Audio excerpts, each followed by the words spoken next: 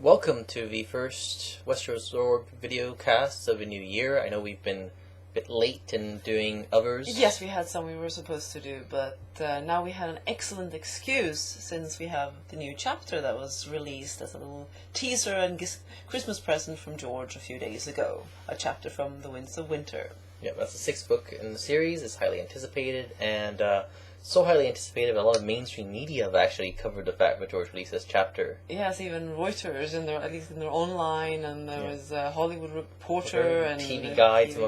I've probably not since J.K. Rowling have I seen anything like that. So it's quite amazing, quite well deserved by George, but very exciting. But of course that means, needless to say, there will be spoilers. Spoilers for Dance with Dragons and spoilers for this chapter from The Winds of Winter. So if you don't want that, you best go away now.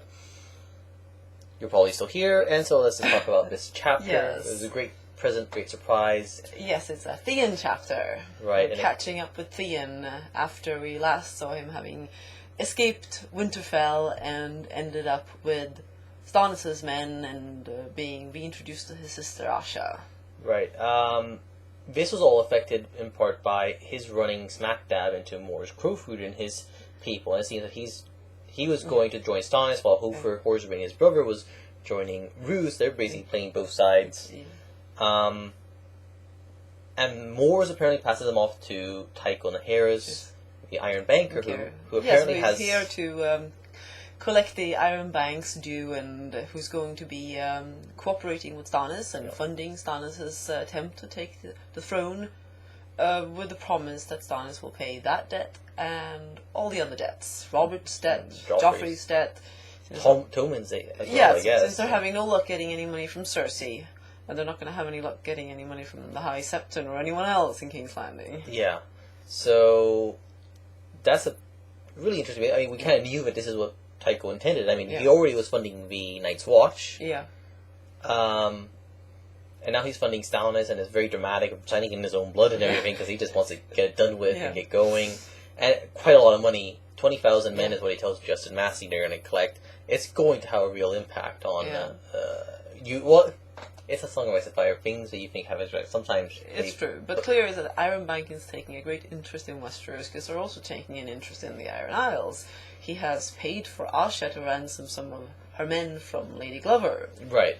So, and he's has told Stannis that the Ironmen will stay and fight with him. Yeah. So clearly he doesn't want Euron. No, Euron is a problem. Euron's a notorious pirate who's reaved from the Iron Islands all the way. There's not going to be stable trade with him. No, I mean we already see what he's done. He's already disrupted, things in the west. Who knows what's happened to shipments of Arbor wine to the east when he's been attacking the Arbor. Yeah. There's going to be a lot of piracy because of him, and that's not good for business. No. I think I could see why they would want to get rid of him. They want to get rid of Cersei. They want to put Stannis on it because he will pay the debt. They will not let someone say, "Oh, I'm not going to bother paying your debts." It's not like in the Middle Ages where, early on there were some small bankers who lent a lot of money and the kings just blew them off. And they were destroyed. But Bravos, the Iron Bank of Bravos, has some force to back up their threats with. They'll have their due. Yeah, that's going to be, I think, pretty important, especially with people going to Bravos to see about raising forces. Yeah. Arya is there. I really kind of wonder. There's a lot of questions of what's going to happen. It's interesting. And whether the Faceless Men ultimately have an interest somehow that ties in with the Iron Bank. That's an interesting suggestion. I mean, and we know, Dance of Dragons, Pentos seems to be becoming more prominent because various people want Pentos or Pentos. It's going to be really interesting. Situation. When we run into or learn about Moore's Crowfoot sending Theon on, we also, learn a bit about what happened after Roose Bolton sent his forces out from... There were all these noises outside Winterfell, and they thought there was Stannis somewhere in the area, and it turns out that it was Moore's Crowfoot with a small group of fairly green young boys, and they basically made these ditches and hid them under the snow and tricked the Freys to ride straight into them, killing Aenys Frey Hostian lost his horse, but and it clearly called off that attack. Yeah, it seems like it. There's Yeah. no more mention of a fighting. Mors is still positioned somewhere between the village and Winterfell, so he's going to be like the first warning when a new attack happens. It'll be interesting to see how it goes. What do you think Yes, about it? Stannis is planning something to try. Something, that's I the mean, thing. he's in a tricky position. He doesn't have a lot of men, and the men he has, they're tired and hungry, Very and cold. Right, if you remember, I mean, those last chapters of They were caught Asha's in a snowstorm. very ugly snowstorm. Yeah. It was really bad. People were starving. There was even some cannibalism there. And I Yeah. remember some people were actually eating other people because they were so hungry. So it's kind of important that there's a fight very soon. Yeah. And what can Stannis do? Well, there's the point raised, he points out, I hold the ground, I may need to make these. What ground? You don't have any walls, you don't have a castle, Don't have any natural defenses yet. What's in that mind? I love, and I think a lot of people like, how much more vital and alive Stannis Yeah, when he seems gets be. to make these decisions, and when he gets to be in a tight position and really sort of try his hand at getting out of it and planning strategy, then he does seem to have some idea. Maybe he's going to be using the snow to build up some sort of defenses or barricades. Maybe he's going to be using the rotten ice on the lakes. Right, if you recall this, I mean, they're at a village, it's a crofter's village, with a little holdfast, not really anything worth usable for defensively. It's between two lakes, and one of them has little islets, and one of those little isles has the weirwood, which we'll get to later. Yeah. So are we going to see like him using that rotten ice? Because I mean, it's a little difficult. I mean, the people who are being sent against him are not from that area. They don't necessarily know to a T where I it also is. don't think that if it's Ramsay, I don't think Ramsay's necessarily a careful, great. Yeah, I mean, what Theon puts forward is he thinks first Frey and Manderley will be attacking. Ramsay will be coming behind them. And He'll let obviously, them Manderley, we know, isn't exactly on on board. Ramsay's side. So. No, Frey pie and so on. But there's a lot of questions about what's going on. But clearly, Stannis has a plan about building some sort of defensible ground, barriers, or using the lakes to kind of direct the battle, channel the battle to what he wants. It'll be very... I mean, George has called this in a reading, or in a Q&A after reading, the Battle of Ice and the Battle of Fire. So it actually kind of makes you look at that, the ice of that. Yeah, that's true. It might be more general with the snow and cold and so on, but it could but actually be a lake.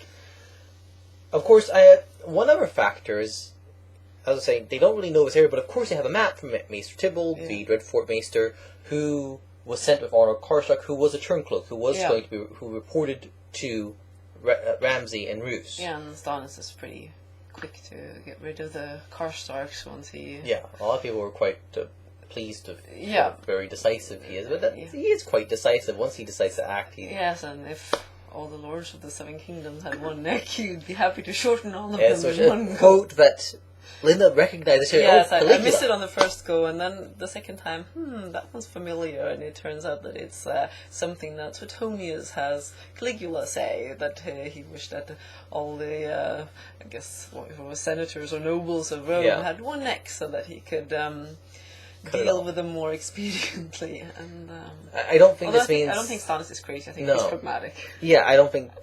This isn't to tell us that Stannis is going that way. It's just a pragmatic little... It's a great little line, if you think about it. So, so he has the fact that they cheated, and he has the ravens. They have two ravens, which he leaves, and it's kind of funny, people commented how he's kind of arguing with the ravens, and kind of being annoyed at them, because they're quite talkative, surprisingly talkative. Yes, surprisingly talkative. That might tell us something as well. Yeah, because... Well, there's two sides of a talkative thing, where one is how well do ravens... When George used ravens instead of carrier pigeons, he said partly is because they're cooler. Yeah. I mean, it was something as simple as that. And the other thing is he figures they're stronger, they're smarter than pigeons are. And another aspect was the association, big mythological association, like Odin and thought and memory and so on. So. That was also... But the whole logistics of ravens has been a real question Yes, for people. because now we've found out that most ravens really only go to one place, and how you're actually shuttling all these ravens back and forth. There should be there should be specialized businesses of just carting and constantly being, there's one of those raven carts going on. We don't see it. It's a little flawed world. Unless you send them to one castle and the other ravens have to help it back or something. My theory was that they would fly between two locations. But it doesn't. That's rare. It seems some can do it, and then you have some really rare ones that can go between multiple castles, which may be that these ravens actually have more of a dreamer inside of them. We know that their intelligence originally comes from. We learned that in Bran's chapters that it comes from having had the dreamers inside of them. So maybe they just retain a little bit more. The more they retain, the more intelligent. And that explains why they're so rare, once in 100 years. So that's how often a child might die. I mean, they are very long-lived, and they die at a fairly slow rate. So but now that he has these ravens, he could use it. Yeah. And he probably will use it, I think, to misdirect. Yeah. To update the map and say, oh no, he's not killing the maester right off. He's probably going to have him send a message or something, and trying to get some false messages through to... To be fair, I don't think that Stannis, even if he had no intention of using him, would actually kill the maester out of hand, because it is his duty to do that. He doesn't much, he said that he had I'm not sure about it, but this is true, he probably wouldn't. He's just, ultimately, but in any case, he probably will force the maester to send... You say, you're working for me now. So he certainly doesn't have any qualms about threatening him to do what he wants him to do.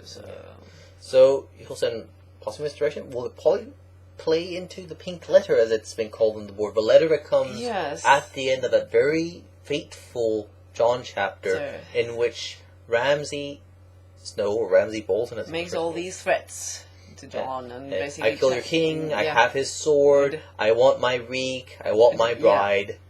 I'm coming for you, bastard. Now, it seems unlikely that, it was already pointed out, that if this was true, it didn't seem to quite match up with him having Theon and having killed Stannis and getting all these bits and pieces to fit together. So, is the letter partly the product of a ruse by Stannis, where he gets Ramsay to think that he's dead? I think that's very possible now. Look, Stannis even mentions, you may hear that I'm dead. Yeah. Now, he says it grimly. He says it grimly. He seems to be very earnest about it, but I think it sets up the possibility that will... Maybe it ultimately gives Stannis the idea later on. Perhaps he wasn't thinking it when he told Massey that you might hear that I'm dead, but you should still go ahead and try and put my daughter on the Iron Throne. Maybe he later on gets the idea, maybe I should let them think I'm dead. The last topic closes when Asha comes out. Could it even be that he gets something from Manderley about, we've let you think that Davos is dead. Maybe you should pull a similar deception. It's not impossible. That's not a bad idea. Yeah. Okay, but last thing we'll discuss before this ends is Asha comes out and she said, I'll pay a ransom for Theon, because she hit on the idea that to be able to undo Euron's election, there's a precedence for somebody who was excluded from a king's route coming forward and say, I had a right to be here. Yeah. It nullifies the result, and you have to make a new election. She needs him. Because she's already put herself forward once, she can't do it again. Yeah, and Tycho seems to think... So, what does she do when Stannis says he wants to kill Theon? Well, suggests he should be killed in the northern way. Stannis should do it himself. He should not just himself, but on that isle of the weirwood, the carved weirwood, which actually has a face. Yeah. And why does she do that? She's not a Northwoman. She's an old god, but those ravens, those talkative ravens, they seem stuck on trees. They keep going trees, and they mention Theon, yes. So is this an influence of Bran who's watching? Because they are Winterfell ravens, right? I'm not sure if they're actually... They are trained to go to Winterfell. It's not clear that they are actually originating from there. Is this Bran trying to influence events? Does he have an interest in keeping Theon alive? Is it important? Or is it not so much to keep Theon alive, but to get Stannis there to be able to communicate to him somehow? That's a big mystery. I think it's going to be very important to the course of events in the rest of it. Because we've seen that Bran has been trying to communicate through the trees and possibly having some success with Theon, at least in Winterfell. Yeah, very true. So we'll wrap up there. We have about 10 Yes. seconds left. Thank you very much. Much, We do plan to make more videos in the future. We're kind of busy in January, but we do intend to do it. And have a good day and a good new year. Happy New Year.